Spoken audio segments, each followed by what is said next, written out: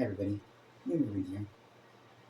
So today's discussion is going to be that of witchcraft. Some of the important doctrines that we have, like the Wiccan Reed, the 13 Principles of Belief, the Ordains, the Witch's Pyramid, and also too we'll get into the tarot of the day, the tarot card of the day, and then we'll describe it, what that card signifies, what it means, and go in a little bit more depth and learn how to actually utilize the tarot cards with just our intuition. So there's a lot we're going to have in today's episode, but I think you'll enjoy it. It'll be very informative, although maybe try to spice it up a bit by keeping it entertaining, talk about certain random topics, and it won't be so serious, so to speak, so that way I can keep your interests. But I will try to make it as short as possible, but I can guarantee with everything that we're putting into this particular episode segment, it's going to take a while. So sit back, relax, and enjoy. Alright, so let's start with the tarot card of the day.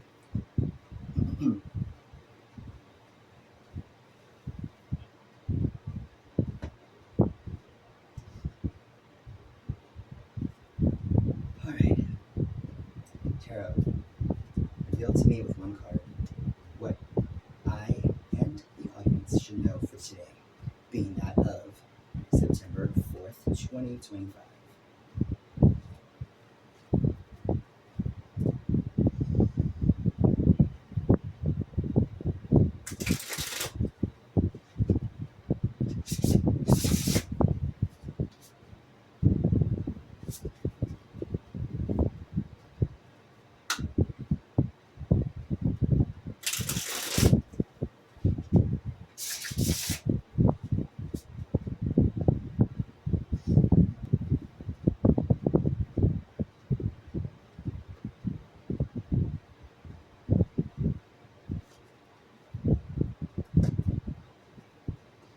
Alright guys, here we go. Card of the day is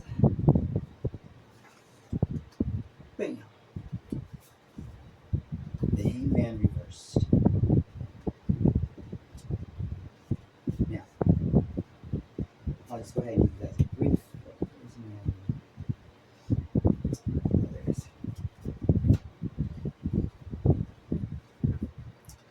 that way you guys see the card pretty much the whole time. Just some reflection on it, whatever the case may be.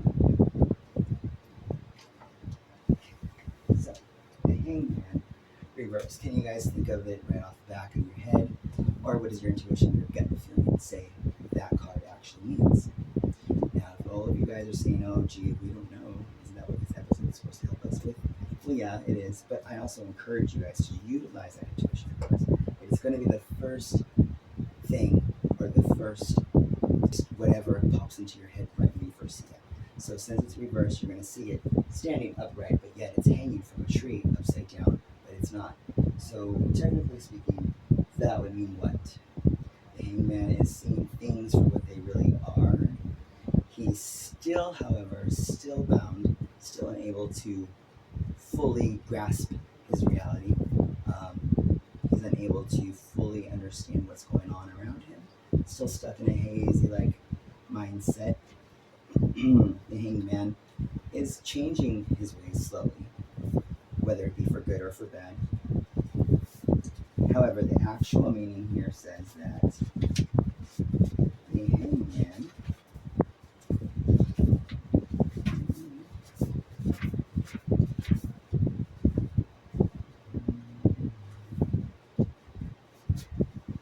when reversed, you are at a crossroads, but are at a standstill because you're stuck on the material plane and you're neglecting your spiritual development.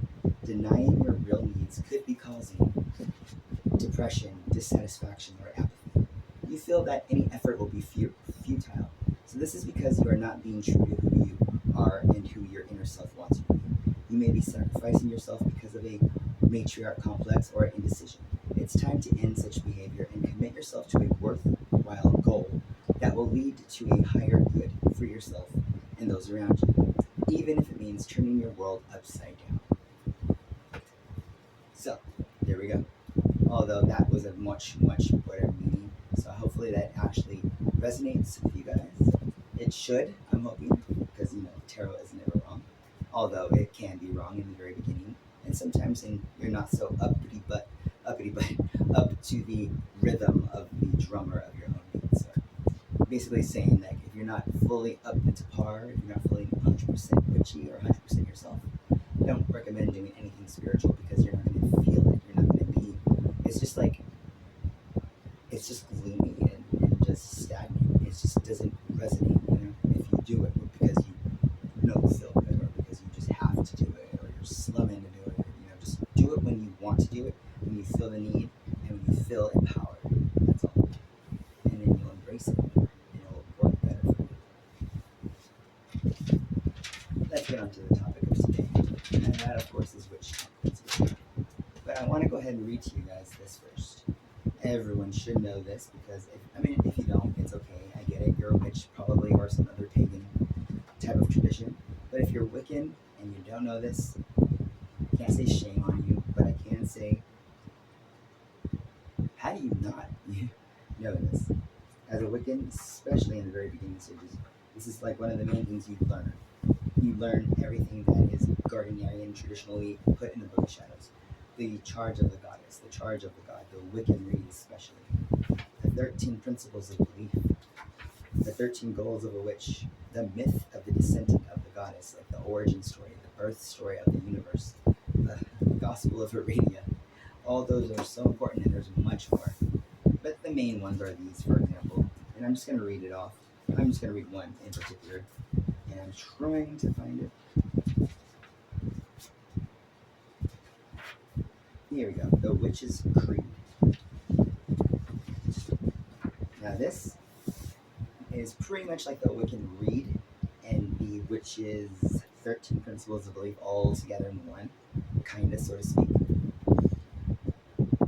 Hear now the words of the witches, the secrets we hid in the night, when dark was our destiny's pathway, that now we bring forth into light. Mysterious water and fire, the earth and the wide raging air. By hidden coincidences we knew them, and will keep silent and dare. The birth and rebirth of all nature, the passing of winter and spring, we share with the life universal, rejoice in the magical ring. 4 times in the year the great Sabbath returns, at Lammas and Candlemas dancing, on May Eve and Old Halloween. When daytime and nighttime are equal, when the sun is at greatest and least, the 4 lesser Sabbaths are summoned, again which is gathered and feast. 13 silver moons in a year are, 13 is the covenant's array. 13 times does Esbat make merry, for each golden year and a day. The power was passed down the ages, each time between woman and man, each century onto the other, at a time at the ages began. When drawn is the magical circle, by sword or athame or power, its compass between the 2 worlds lies, in land of that shades for that hour. This world has no right then to know it, and world of beyond will tell not. The oldest of gods are invoked there, the great work of magic is wrought. For 2 are the mystical pillars that stand at the gate of the shrine, and 2 are the powers of nature, the forms and the forces divine, the dark and the light of in succession, the opposites each unto each, shone forth as a god and a goddess. Of this did our ancestors teach.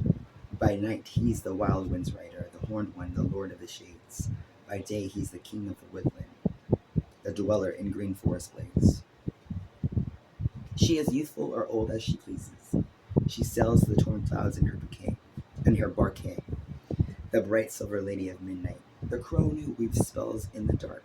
The master and mistress of magic, they dwell in the deeps of the mind, immortal and ever renewing, with power to free or to bind. So drink to the gods of the old ones. So drink the good wine to the old gods, and dance and make love in their praise, till Elphame's fair land shall receive us. Also, either or, the summer land, till Elphame's fair land shall receive us. This is Celtic, that's why. In peace at the end of our days, or Irish-ish. And do what ye will be the challenge, so be it in love that harms none. For this is the only commandment, by magic of old be it done. 8 words the witches' creed and read fulfill, and it harms none, Oh no, if it harms none, do what you will. By Doreen Valiente, 1978. In the book Witchcraft for Tomorrow. Written after the book Witchcraft for Today by Gerald Gardner. Alrighty, guys. So, I'm going to read one last important doctrine that we have, and that is the Wiccan Read. Of course, we all know the Wiccan Read. And the similarities that it literally is just very similar to the Witch's Creed. But there's a difference because the Creed in itself, which I need to look up before I say this, but you know what? I'm going to hold that thought just until later. Because after the break, I'm going to go ahead and look it up and make sure that I am actually saying the correct thing, because I don't want to say the wrong thing and be told otherwise in a comment, or it's just never good to not know your facts completely, especially if you're trying to, I don't know, explain things to people like on the internet. Okay, so with that said, I'm going to read the Witch's Read, and I'll read the shorter version. I mean, I did say I was going to try to keep everything short today, but the point of actually reading these are to make sure that you guys understand what they are. But again, I'm going to read the short one because the short one is in here. So, bide ye Wiccan laws ye must, in perfect love and perfect trust. Live and let live, fairly take and fairly give. Form the circle thrice about, to keep unwelcome spirits out. To bind ye spell every time, let the spell be spoke in rhyme. Soft of eye, light of touch, speak ye little, listen much. Dissoil, or also gisel, go by the waxy moon, singing out ye witches' rune. Widdershins, go by the waning moon, chanting out ye baneful rune. When the moon rides at her peak, then ye heart's desire seek. When the lady's moon is new, kiss your hand to her times two. Heed the north wind's mighty gale, lock the door and trim the sail. When the wind comes from the south, love will kiss thee on the mouth. When the wind blows from the east, expect the new and set the feast. 9 woods in ye cauldron go, burn them fast and burn them slow. Elder, be ye lady's tree, burn it not, or cursed you'll be. When the will begins to turn, soon ye Beltane fire'll burn. When the will hath turned to Yule, light a log the horned one rules. Heed ye flower, bush, and tree, by the lady blessed be. Where the rippling waters flow, cast a stone, and truth you'll know. When ye have and hold a need, hearken not to others' greed. With a fool no season spend, nor be counted as his friend. Mind ye threefold law ye should, 3 times bad and 3 times good. True in love you must ever be, unless thy love be false to thee. In these 8 words the Wiccan Read does fulfill, and yet harm none, do as they will. Traditional, based upon Gardnerian versions from Book of Shadows. Alrighty. I just love reading the Wiccan Read. It makes me feel more connected to the religion of Wicca.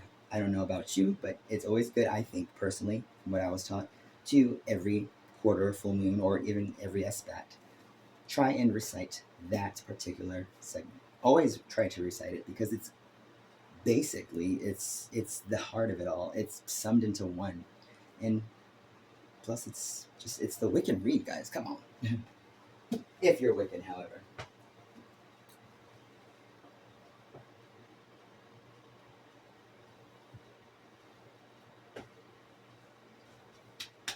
All right, so we're gonna take a quick little break, and I will be right back. All right, guys, I'm back. So remember earlier how I said that I was going to go ahead and make sure that I told you the differences between the Creed and the Read, but I wanted to go ahead and just double check and make sure that I had more facts first. Well, I did just that. Okay, so the difference between the Read and the Creed. So a creed is particularly a formal doctrine or a system of beliefs for a church or any religious group, or it can be a philosophy or a personal set of beliefs. Whereas is just this. It's advice or counsel given by one person to another. And that's that. So the Wiccan Read is like a formal advice, formal way of a belief system that one can put on another person. Advise by saying this is how we should live, or this is what we should do. Whereas in the creed, it's literally a personal set of personal beliefs or ones that are from a religious group or church. But in our case, no, not church. But so yeah. Alrighty. So with that said, guys, Wicca is what? Wicca is a religion. It's a religion of personal responsibility. Wiccans do not blame their current or past life experiences on some malevolent deity. They believe that the outcomes that take effect into accordance with the quality of their own lives are because of their own actions and choices. We have Wiccan ethics, for example. This explains a little bit more in detail as to why we have to be more responsible, be more aware of our current way of acting, way of being. Wiccan ethics not only affect a witch's magical workings, but it also affects their day-to-day lives. A true Wiccan must walk the path of life, striving to injure no one and to improve the lives of those that they care about and encounter. Taking responsibility for your life. Your life experiences color your choices, but how you were raised or a traumatic event in your life does not cause you to act a certain way. However, you choose to act that way. You are responsible for your own actions and your reactions. How you act is your choice, and you are the only one who will have to live with the consequences of your actions, not your parents or whomever you choose to blame. Just you. Don't be a victim. Be a survivor of your past experiences. Take from them that which will make you stronger as an individual and leave the rest behind. Learn from your past, your present, and for your future. The Wiccan read, many religions have their versions of the golden rule. The rule is, this is the way that ours is. It's any harm none, do what you will. The read encompasses all of the ethics within the religion of Wicca. The Oxford Dictionary defines the read as this. It's Old English, means counsel or advice given from one person to another.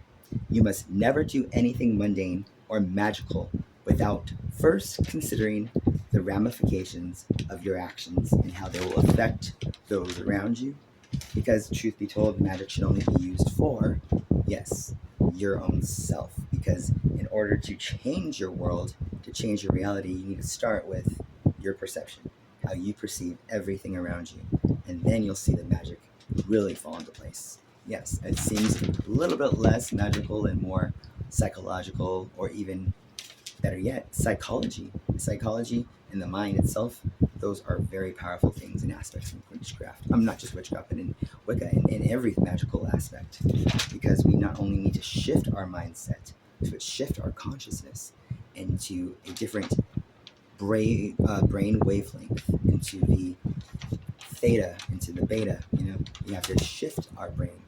And once we shift it, then we can make magic actually occur on the astral plane or the spiritual plane, mystical, magical planes, and then bring it forth into manifestation here in the physical world. Doing that for other people is a little bit more harder, but it is still very much possible.